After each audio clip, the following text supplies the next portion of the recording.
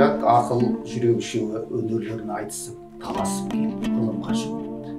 Қайрат айтыпты: ей ғылым, өзің білесің ғой, дүниеде еш нәрсе менсіз кәмелетке жетпейді. Әуелі өзіңді білуге, ерінбей жалықпай үйрену керек. Ол менің ісім. Құдайға лайықты ғибадат қылып, ерінбей жалықпай орнына келтірмекте менің ісім. Дүниеге лайықты өнер, мал тауып, абүйір мансапты еңбексіз табуға болмайды. Орынсыз, болымсыз нәрсеге үйір қылмай, бойды таза сақтайтұғын күнәқарлықтен, көрсе қыздар жеңілдіктен, нәпсі шайтанның азғыруынан құтқаратұғын. Адасқан жолға бара жатқан бойды қайта жиғызып алатұғын мен емес пе? Осы екеуі маған қалай таласады? Депті. Ақыл айтыпты: не дүниеге, не ақиретке, не пайдалы болса, не залалды болса, білетұғын мен, сенің сөзіңді ұғатұғын мен.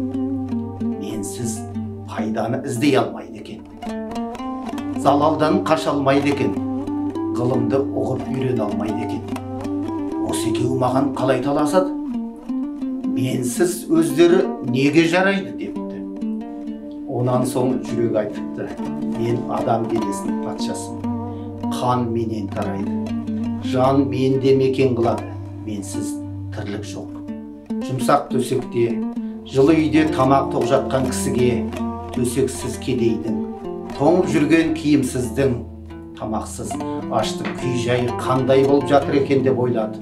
Жанын ашты, ұйқысын ашылтып, төсегінде дөңбекшітұғын мен. Үлкеннен ұят сақтап, кішіге рақым қылдыратұғын мен. Бірақ мені таза сақтай алмайды. Ақырында қор болады. Мен таза болсам, адам баласын алаламаймын. Жақсылыққа елжіреп ерейтұғын мен. Жаманшылықтан жиреніп, тулап кететұғын мен. Әділет, ынсап, ұят, рақым, мейірбаншылық дейтұғын нәрселердің бәрі менен шығады. Менсіз осылардың күніне, осы екеуі маған қалай таласады? Деп. Сонда ғылым бұл үшеуінің сөзін тыңдап болып айтыпты: ей қайрат, сенің айтқандарыңның бәрі де рас. Ол айтқандарыңнан басқа да көп өнерлеріңнің бары рас.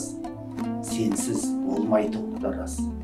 Бірақ қаруыңа қарай қаттылығында мол, пайдаңда мол, залалыңда мол. Кейде жақсылықты берік ұстап, кейде жамандықты берік ұстап кетесің. Соның жаман. Ей ақыл, сенің айтқандарыңның бәрі де рас. Сенсіз еш нәрсе табылмайтұғыны да рас. Жаратқан Тәңіріні де сен танытасың. Жаралған екі дүниенің жайын да сен білесің. Бірақ сонымен тұрмайсың. Амал да, айла да бәрі сенен шығады. Жақсының, жаманның, екеуінің сүйенгені, сенгені сен.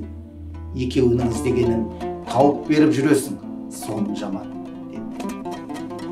Сен үшеуінің басыңды қоспақ менің ісім. Сонда билеуші, әмірші жүрек болса жарайды. Ақыл сенің қырың көп. Жүрек сенің көп қырыңа жүрмейді. Жақсылық айтқанға жаны діні құмар болады. Жаманшылық айтқанға ермейді. Ермек түгіл жиреніп үйден қуып шығарады. Қайрат, сенің қаруың көп, күшің мол. Жүрек сені еркіңе жібермейді.